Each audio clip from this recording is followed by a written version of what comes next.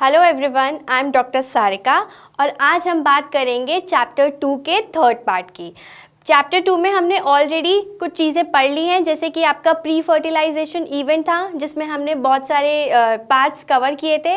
अब आपका जो रह गया है इस चैप्टर में वो है double fertilization and post fertilization event. So आज हम बात करेंगे डबल फर्टिलाइजेशन की।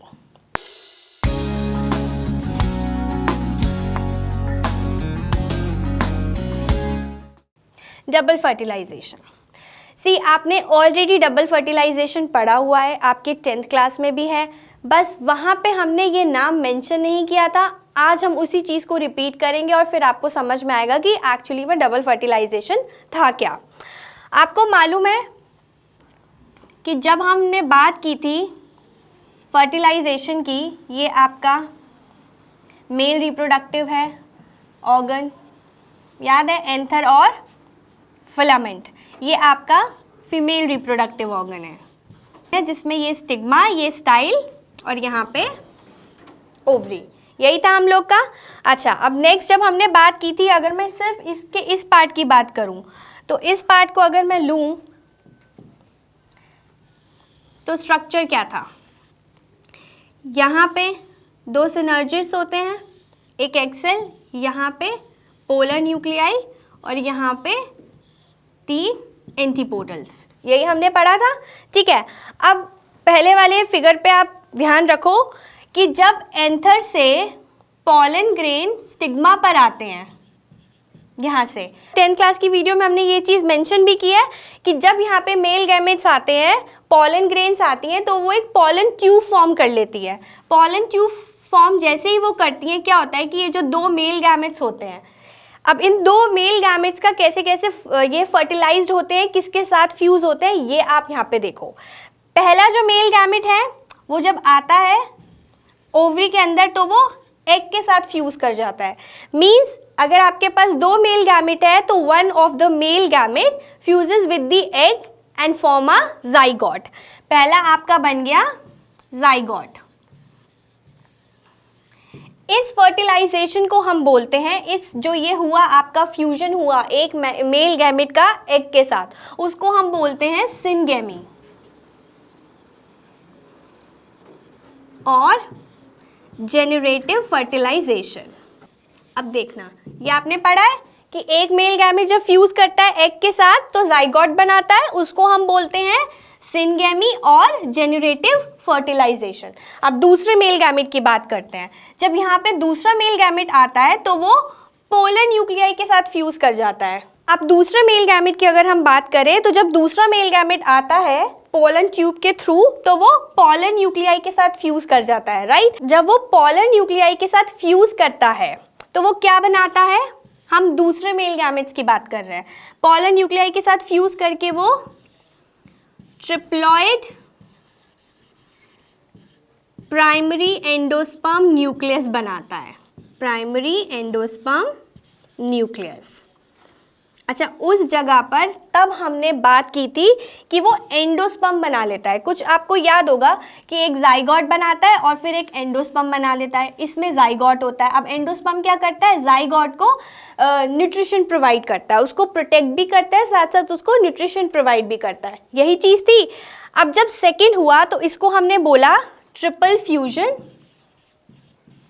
क्योंकि यहाँ पे जो आपका फ्यूजन हुआ उसके बाद आपका ट्रिप्लॉइड प्राइमरी एंडोस्पर्मिक न्यूक्लियस बना, इसको हमने बोला ट्रिपल फ्यूजन। और उसको हम एक और नाम से भी जानते हैं, वेजिटेटिव फर्टिलाइजेशन। अब देखो, एक बार दोबारा से जल्दी से देखते हैं और फिर क्लियर हो जाएगा एक साथ। जब पॉलन ग्रेन एंथर से स्टिग्मा पर आए, स्टिग्मा पे आने के बाद पॉलन ग्रेन ने पॉलन ट्यूब रिलीज की, उस पॉलन ट्यूब के थ्रू 2 मेल गैमेट्स ट्रेवल किया ओवरी तक। ठीक है, पहला मेल गैमेट एग के साथ फ्यूज करके जाइगोट बनाता है जिसको हम सिनगेमी और जेनरेटिव फर्टिलाइजेशन बोलते हैं। दूसरा मेल गैमेट पोलर न्यूक्लियाई के साथ फ्यूज करता है और क्या बनाता है, ट्रिप्लॉइड प्राइमरी एंडोस्पर्म न्यूक्लियस, जिसको हम ट्रिपल फ्यूजन भी बोलते हैं और वेजिटेटिव फर्टिलाइजेशन भी बोलते हैं। नाउ अब आपको पता चल गया कि 2 आपके पास फर्टिलाइजेशन हुए हैं, तो यहाँ पे क्या हुआ, 2 सेक्सुअल फ्यूजन हुए, पहला one in syngamy and the other in triple fusion. So this phenomenon is known as double fertilization. दो फर्टिलाइजेशन हो गए ना, एक जेनरेटिव फर्टिलाइजेशन, एक वेजिटेटिव फर्टिलाइजेशन. 10th क्लास में जब हमने ये चीज़ पढ़ी थी तो हमने उसको डबल फर्टिलाइजेशन का नाम नहीं दिया था, सीधा सिंपल एक प्रोसेस बताई थी कि कैसे दो मेल गैमेट्स अलग अलग फ्यूज करते हैं. यहाँ पे वो आपकी टर्म आ गई double fertilization. So double fertilization सिर्फ इतना ही है कि आपके दो फ्यूजन एक साथ होते हैं, इसी को हम डबल फर्टिलाइजेशन बोलते हैं. राइट देखो अब ये फिगर में सेम चीज़ है जो मैंने अभी एक्सप्लेन किया है. Pollen grain female reproductive organ पे आया, स्टिग्मा पे, उसके बाद एक पॉलन ट्यूब फॉर्म हुई, ये आप देख रहे हो ऑरेंज कलर की. ठीक है, दो मेल गैमेट्स ट्रैवल करने लगे. एक मेल गैमेट ने एग के साथ फ्यूज किया और दूसरे ने पोलर न्यूक्लियाई के साथ किया. पहला जो एग के साथ फ्यूजन हुआ उसको हम सिंगेमी बोलते हैं और जेनरेटिव फर्टिलाइजेशन बोलते हैं. दूसरे मेल गैमेट ने पोलर न्यूक्लियाई के साथ फ्यूज किया, उसको हम ट्रिपल फ्यूजन बोलते हैं और वेजिटेटिव फर्टिलाइजेशन बोलते हैं. सो ये दोनों फर्टिलाइजेशन एक साथ होते हैं, इसलिए हम इस फिनोमिनन को डबल फर्टिलाइजेशन बोलते हैं. राइट नेक्स्ट है आपका post fertilization event. Post fertilization event में क्या है? After fusion of male and female gametes that lead to the formation of zygote. आपके पास एक जाइगोट आ गया, दूसरा आपके पास प्राइमरी एंडोस्पर्म न्यूक्लियस आ गया. अब उसके बाद का जो इवेंट है आपका, उसको हम बोलते हैं पोस्ट फर्टिलाइजेशन इवेंट, जिसमें आप पढ़ने वाले हैं एंडोस्पर्म के बारे में. नेक्स्ट है आपका embryo formation, then formation of seed and formation of fruit. So let's start with the endosperm. पहले हम बात करते हैं एंडोस्पर्म की. अच्छा, फर्स्ट आपको क्या मिला डबल फर्टिलाइजेशन से? दो चीज़ें मिली. पहले फ्यूजन से आपको जाइगोट मिला और दूसरे फ्यूजन से आपको प्राइमरी एंडोस्पर्म न्यूक्लियस मिला. अच्छा, अब इन दोनों में सबसे पहला डेवलपमेंट जो स्टार्ट होता है वो एंडोस्पर्म का होता है. दैट मीन्स सबसे पहले एंडोस्पर्म डेवलप करना शुरू होता है. रीज़न आपने पढ़ा होगा, एंडोस्पर्म के अंदर जाइगोट होता है.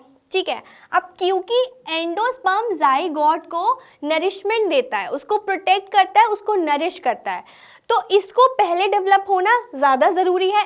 जब ये डेवलप होगा तभी तो ये जाइगोट को नरिश करेगा ना.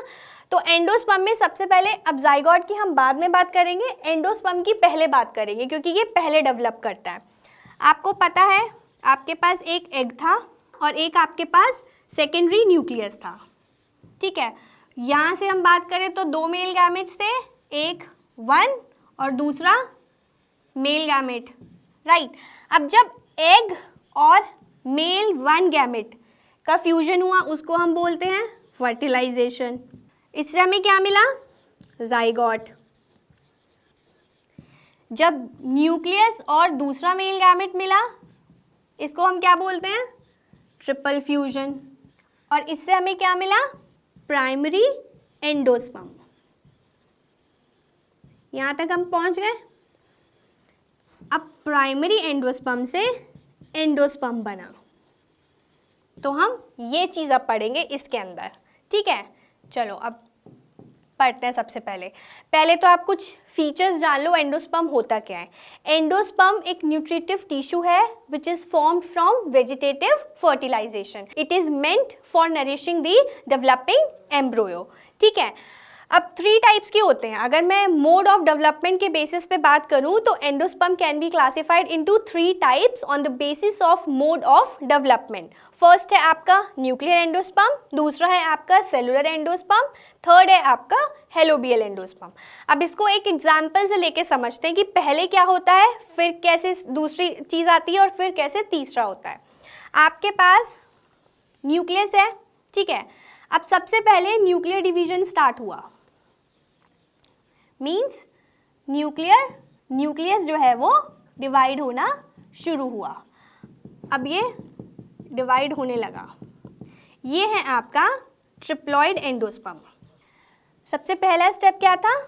इसमें न्यूक्लियर डिवीजन हुआ. दूसरा, जब न्यूक्लियर डिवीजन हुआ, नेक्स्ट जो स्टेज आई आपकी सेल वॉल फॉर्मेशन की. And cell wall formation at periphery. ये आपकी सेल वॉल स्टार्ट हो गई बननी. ये इस तरीके से बनती चली जाती है. ये सेकंड हुआ आपका.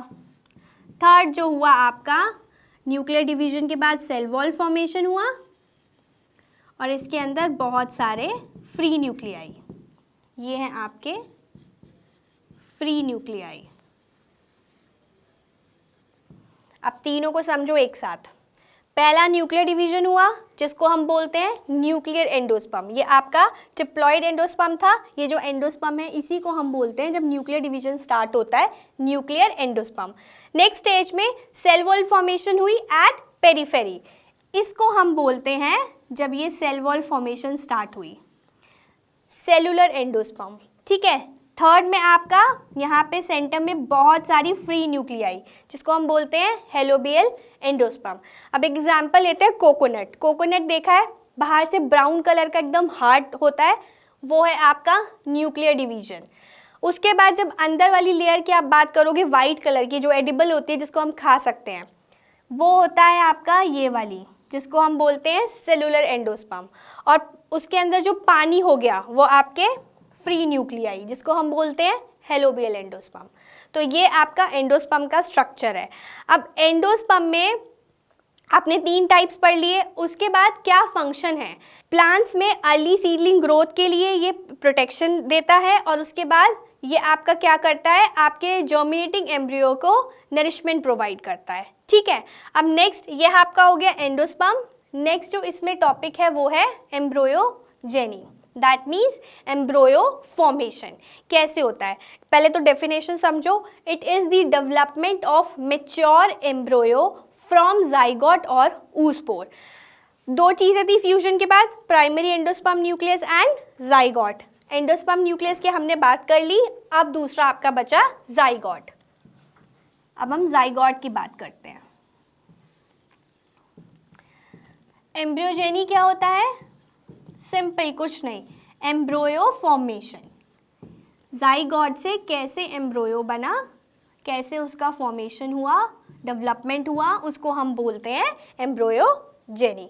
ठीक है। अब नेक्स्ट आपकी अगर हम बात करें, इसमें बहुत सारी स्टेज आती है। अगर अर्ली डेवलपमेंट की बात करूँ तो सबसे पहले प्रो एम्ब्रियो बनता है, which has an axial symmetry and then passes through a globular stage. अब कैसे वो पास करता है ये आप देखो। आपके पास एक सेल है, न्यूक्लियस है, ठीक है। ये मैं एग्जांपल आपको बता रही हूँ डाइकॉट का। पिक्चर्स भी आपको मैं दिखाऊंगी कि डाइकॉट में जब फाइनली एम्ब्रियो बन जाता है तो वो कैसा दिखता है, और मोनोकोट में जब बनता है तो वो कैसा दिखता है। लेकिन एक बार प्रोसेस समझ लो कि कैसे होता है। बेसिकली जो डेवलपमेंट होता है एम्ब्रियो सेक का, that occurs on the inner side because of the presence of suspensor. ठीक है। अब सस्पेंसर इसमें क्या है, ये आपका न्यूक्लियस जाइगोट है। जब जाइगोट डिवाइड हुआ, it divides into 2 unequal cells. 2 unequal cells में डिवाइड हुआ। The larger one called as suspensor cell that occur at the micropyle region, and the next second smaller one is called embryo cell towards antipodal region। आपको याद होगा double fertilisation में भी figure दिखाई मैंने आपको। यहाँ पे पोलर न्यूक्लियाई, यहाँ पे एंटीपोडल होता है और यहाँ पे सिनर्जिड्स और एग होता है। तो ये आपका माइक्रोपाइल एंड हो गया, ये आपका चलाजल एंड हो गया जहाँ एंटीपोडल।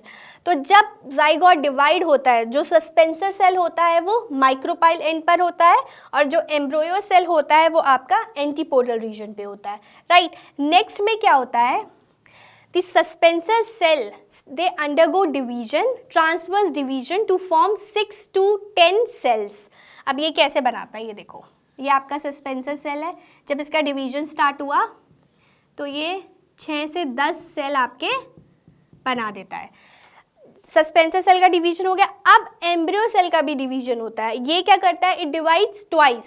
पहला आपका vertically and then transversely to produce 2 tier 8 cell. 2 tier 8 cell का मेरा मतलब है, देखो पहले आपकी कंडीशन आई, पहले एक डिवीजन हुआ ट्रांसवर्स, फिर वर्टिकल, दोनों होते हैं। ठीक है, ट्वाइस। आपका पहले तो ये कंडीशन आई 2 tier 8 सेल, यहाँ पे अभी 1 टायर और 4 सेल का बना। दूसरे में क्या होगा, सस्पेंसर सेल तो डिवाइड हो ही गया है, 6 to 10 सेल्स में। उसके बाद एम्ब्रियो सेल डिवाइड हुआ इस तरीके से, ये 2 टायर्ड 8 सेल बन जाता है। ये समझ में आया? ये आपका है प्रो एम्ब्रियो, ये है आपकी ग्लोबुलर स्टेज। जब जाइगोट डिवाइड होता है सबसे पहली जो स्टेज आती है एम्ब्रियोजेनी में वो प्रो एम्ब्रियो की आती है, जो आपका ये रहा। उसके बाद आपकी ग्लोबुलर स्टेज आती है, उसके बाद आपकी हार्ट शेप एक स्ट्रक्चर बन जाता है, देन आपका मैच्योर एम्ब्रियो बन जाता है। अब इसके बाद क्या होता है, सस्पेंसर सेल बना, ये आपके हो गए बहुत सारे। अब ये कुछ इस तरीके की शेप ले लेता है जिसको हम बोलते हैं हार्ट शेप्ड। कुछ ऐसा इसमें स्ट्रक्चर दिखता है अंदर से आपको। नेक्स्ट आपकी हार्ट शेप के बाद आपकी जो आती है वो आपकी आती है, थोड़ा सा रब कर देते हैं,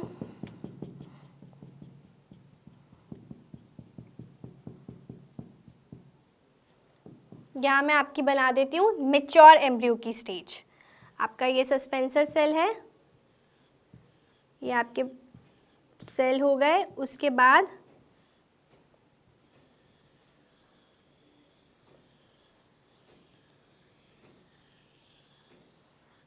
कुछ इस तरीके का ये आपका स्ट्रक्चर आता है जिसमें यहाँ पे ये आपके कॉटिलेडन्स होते हैं, 2 कॉटिलेडन्स आपको मिलते हैं।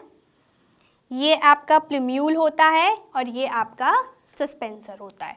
सो basically pro embryo early development stage जो हुई आपकी, उसमें आपका प्रो एम्ब्रियो बना, then it passes through a globular stage, then heart shape structure, and then finally it takes a typical shape like this only. ठीक है, ये था आपका डाइकॉट का एग्जाम्पल।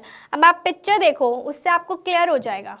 देखो अब ये डायग्राम आपका, यही सेम चीज़ मैंने आपसे कराई, अभी आपको कराई है मैंने। प्रो एम्ब्रियो से आपका ग्लोबुलर एम्ब्रियो बना, उसके बाद heart shape and then mature. So ये आपका डाइकॉट का एग्जाम्पल है। नेक्स्ट जो है ये आपका मोनोकोट का एग्जाम्पल है। मोनोकोट में क्या होता है कि जो फाइनल मैच्योर स्ट्रक्चर आता है आपका बन के, वो इस तरीके से आता है। ठीक है, अब ये आपका हो गया एंडोस्पर्म हो गया। नेक्स्ट आपका एम्ब्रियो फॉर्मेशन था जिसको हम एम्ब्रियोजेनी बोलते हैं। थर्ड हम बात करते हैं formation of seed and formation of fruit की। फॉर्मेशन ऑफ सीड, अब सीड कैसे बनता है देखो, इसके लिए कुछ 1-2 हम चीज़ें देखते हैं। सबसे पहले यहाँ पे हम लोग कर लेते हैं, बिफोर फर्टिलाइजेशन आपके पास क्या था और आफ्टर फर्टिलाइजेशन वो क्या हो जाता है। ये 2 चीज़ें हैं आपकी जो हम देख लेते हैं, before fertilization and after fertilization. बहुत सिंपल है, बहुत इजी है। आपको फॉर्मेशन ऑफ सीड और फॉर्मेशन ऑफ फ्रूट सिर्फ इसी टेबल से क्लियर हो जाएगा। आपको पता है इंट्यूगमेंट्स क्या होते हैं,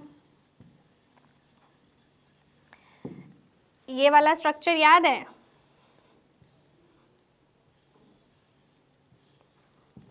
ये था ना ओव्यूल का, ये आपके इंट्यूगमेंट्स, आउटर इंट्यूगमेंट और इनर इंट्यूगमेंट। बिफोर फर्टिलाइजेशन हम उसको इंट्यूगमेंट बोलते हैं, आफ्टर फर्टिलाइजेशन वो क्या हो जाता है, सीड कोट में डेवलप हो जाता है। ठीक है, नेक्स्ट आप देखो, इंट्यूगमेंट के बाद पहला है आपका outer. Outer integument it forms testa and inner integument it forms tegmen. ठीक है, नेक्स्ट हम बात करते हैं इंट्यूगमेंट के बाद यहाँ पे आपका माइक्रोपाइल रीजन होता है, तो नेक्स्ट हम बात करते हैं माइक्रोपाइल। बिफोर फर्टिलाइजेशन वो माइक्रोपाइल होता है, आफ्टर फर्टिलाइजेशन वो सीड पोर बन जाता है। अब सीड पोर का क्या काम होता है, it facilitate the entry and exit of water and oxygen. ठीक है, थर्ड हम बात करते हैं ओव्यूल की। Ovule before fertilization ovule, after fertilization वो क्या हो जाता है, सीड। तो फॉर्मेशन ऑफ सीड ओव्यूल से होता है, ओव्यूल डेवलप होता है आपका सीड में। नेक्स्ट है आपका ovary. Before fertilization ovary, after fertilization it develops into fruit. तो हो गया ना, समझ में आ गया ना, ओव्यूल से सीड बनता है, ओवरी से फ्रूट बनता है। एक और है आपका फिफ्थ, वॉल ऑफ ओवरी। जो आपकी वॉल होती है ओवरी की, वो आफ्टर फर्टिलाइजेशन डेवलप हो जाती है, जिसको हम बोलते हैं पेरिकार्प। सो ये टेबल आपको याद रखना, बिफोर फर्टिलाइजेशन और आफ्टर फर्टिलाइजेशन इंट्यूगमेंट सीड कोट में डेवलप हो जाता है, माइक्रोपाइल सीड पोर में, ओव्यूल आपका सीड में, ओवरी फ्रूट में, and wall of ovary pericarp में। ठीक है, अब ये आपका हो गया। अब हम कुछ टाइप्स भी देख लेते हैं। देखो, दो तरीके के होते हैं, डिपेंड करता है, it depends upon the presence और absence of endosperm. The seeds are classified as, पहला नॉन एंडोस्पर्मिक, जिसको हम नॉन एल्बुमिनस भी बोलते हैं, non albuminous seeds, albuminous seeds. अब क्योंकि मैंने बात की कि सीड जो क्लासिफाइड होती है वो किस पर डिपेंड करती है, एब्सेंस और प्रेजेंस ऑफ एंडोस्पर्मिक। तो पहला आपका हो गया नॉन एंडोस्पर्मिक। इसका मतलब ये है कि जो फूड स्टोर होता है एंडोस्पर्म में, means food stored in endosperm is completely used up by the developing embryo. Non endospermic मतलब एंडोस्पर्म नहीं बचेगा, तो यहाँ इस केस में क्या होता है, कंप्लीटली यूज्ड हो जाता है आपका endosperm, completely used up by the developing embryo. ठीक है, नेक्स्ट जो आपका होता है वो एंडोस्पर्मिक होता है, जिसको हम एल्बुमिनस भी बोलते हैं। अब इसमें क्या था, नॉन एंडोस्पर्म मतलब एंडोस्पर्म बचा ही नहीं, कंप्लीटली यूज्ड हो गया। ये है endospermic, that means endosperm presence है। इट मीन्स जब एम्ब्रियो का डेवलपमेंट होता है तो यहाँ पे एंडोस्पर्म जो है वो कंप्लीटली यूज्ड नहीं होता है, कुछ उसका बच जाता है। आपका नॉन एंडोस्पर्म का एग्जाम्पल है ग्राम हो गया, बीन्स हो गए, पी हो गया, और एंडोस्पर्मिक जिसमें एंडोस्पर्मिक कंप्लीटली यूज नहीं होते हैं बाय द डेवलपिंग एम्ब्रियो, उसका आपका एग्जाम्पल है मेज।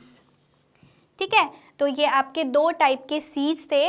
अब एक छोटा सा फिगर देखो, डाइकॉट सीड कैसे दिखती है और मोनोकॉट सीड कैसे, ऑल्दो आपकी टेक्स्ट बुक में इनके डायग्राम्स दिए हुए हैं, बट फिर भी आप देखो एक बारी, और यही आपके दिए हुए होंगे। ये जो आपकी सीड है ये डाइकॉट है, और अगर मैं मोनोकॉट की बात करूं तो कुछ इस तरीके की आपकी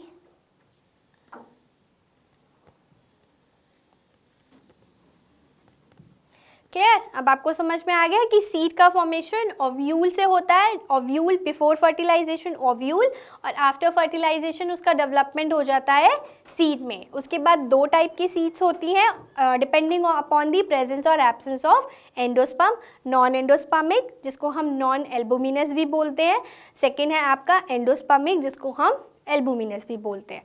नेक्स्ट हम बात करते हैं फॉर्मेशन ऑफ फ्रूट की। अब फॉर्मेशन ऑफ फ्रूट मालूम है ओवरी से बनता है, ओवरी से डेवलप होता है आपका फ्रूट। अब फर्दर दो टाइप के फ्रूट होते हैं आपके, ट्रू फ्रूट और फॉल्स फ्रूट। अब आप देखो जैसे आपका कुछ एक एग्जांपल में अगर मैं वो बात करूं, ये फ्लावर है तो यहाँ पे कुछ होता है ना ओवरी इस पार्ट में। अगर जो आपके फ्रूट का डेवलपमेंट कंप्लीटली ओवरी से हुआ है तो उसको हम बोलते हैं ट्रू फ्रूट, जिसका आपका एग्जांपल है आपके पास मैंगो। और अगर आपके फ्रूट के डेवलपमेंट में ओवरी के साथ साथ अदर पार्ट्स भी इन्वॉल्व है फ्लावर्स के, जैसे आपका सेपल हो गया, आपका थैलेमस हो गया, अगर वो पार्ट्स इसमें इन्वॉल्व है तो उसको हम बोलते हैं फॉल्स फ्रूट। इसका आपका एग्जाम्पल है एप्पल। अच्छा, इससे पहले मैं एक चीज़ आपको भूल गई बताना कि ओवरी का जो डेवलपमेंट होता है वो फ्रूट में होता है। क्लियर। अब एक और हमने टेबल में देखा था before fertilization after fertilization, wall of ovary, जिसको हम बोलते हैं पेरिकार्प, पेरिकार्प बोलते हैं। अब पेरिकार्प भी ना दो टाइप की होती है, एक तो होती है फ्लैशी,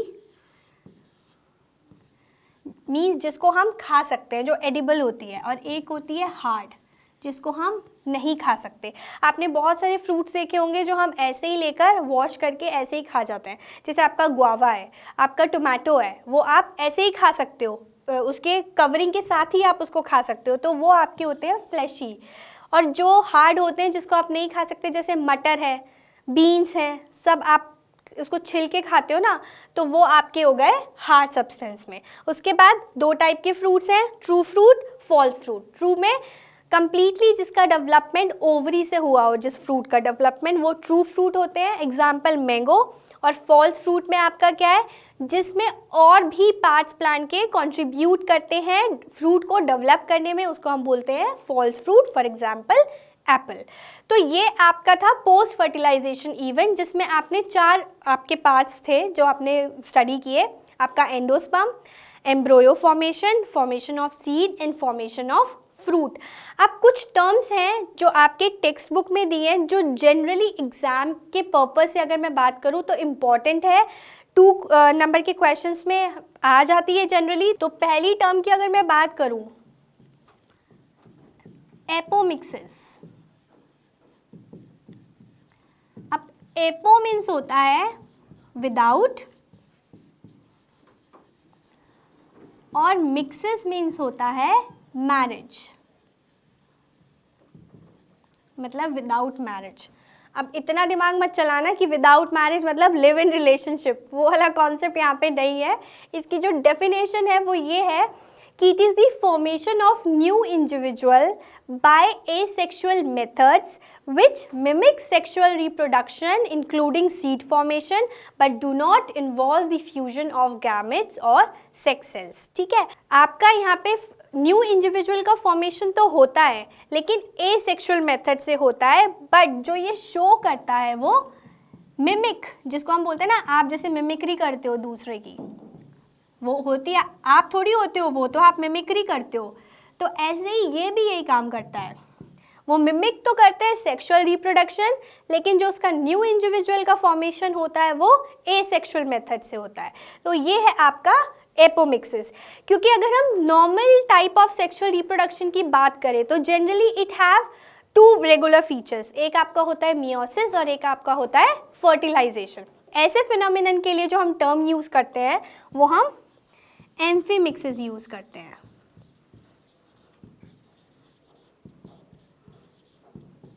ठीक है, तो आपको डिफरेंस समझ में आ गया, एपोमिक्सिस और एम्फीमिक्सिस। ये प्लीज़ एटलीस्ट आप इसकी डेफिनेशन बहुत अच्छे से याद करना, क्योंकि ये एग्जाम में आता ही आता है, या तो आपके डिफाइन द फॉलोइंग में आ जाएगा या सीधे सीधे आपको पूछ लेंगे व्हाट इज एपोमिक्सिस और व्हाट इज एम्फीमिक्सिस। ठीक है, एक और टर्म है आपकी पार्थेनोजेनेसिस।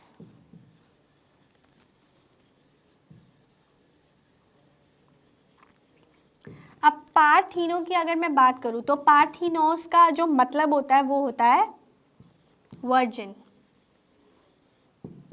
और जेनेसिस का मतलब होता है डिसेंट। तो अब यहाँ पे क्या होता है, यहाँ पे होता है it is the development of new individual from a single gamete without fusion with another gametes. मतलब एक ही सिंगल गैमेट आपका इसमें इन्वॉल्व होता है, इसके रिप्रोडक्शन में दूसरा इन्वॉल्व नहीं होता है, और यहाँ पे कोई फ्यूजन भी नहीं होता है। ठीक है, अब depending upon the ploidy of gametes there are 2 type of gametes, और अगर मैं बात करूँ there are 2 type of parthenogenesis. एक आपका हो गया हेप्लॉइड पार्थेनोजेनेसिस और एक आपका होता है डिप्लॉइड पार्थेनोजेनेसिस।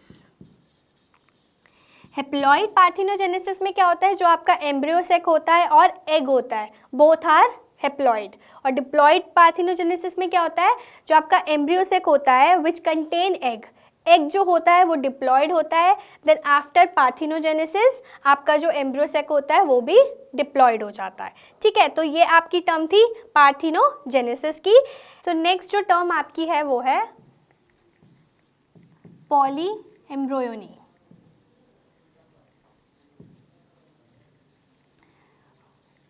इसी से क्लियर हो रहा होगा, पॉली मीन्स बहुत सारे, that means the phenomena of having more than one egg cell is known as poly embryony. अब ये भी दो तरीके के होते हैं, एक है आपका फॉल्स एम्ब्रियोनी, एक है आपका ट्रू एम्ब्रियोनी। फॉल्स एम्ब्रियोनी में क्या होता है कि जो आपके मल्टीपल एम्ब्रॉयज होते हैं they arise in different embryo sac in the ovule. जितने भी आपके मल्टीपल जो एम्ब्रॉय होते हैं यहाँ पे इस केस में multiple embryos arise in different embryo सेक।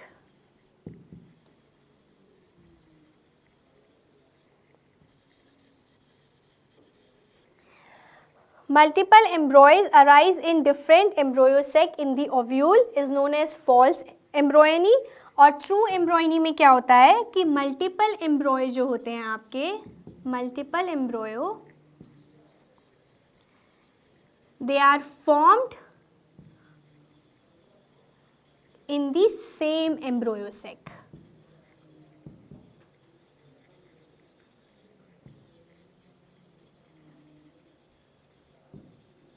सो ये था आपका डिफरेंस फॉल्स और ट्रू पॉली एम्ब्रॉयनी। सो यहाँ पर आपका सेकंड चैप्टर खत्म होता है क्लास 12th का। नेक्स्ट वीडियो में हम नेक्स्ट चैप्टर के साथ मिलेंगे। Till then keep revising.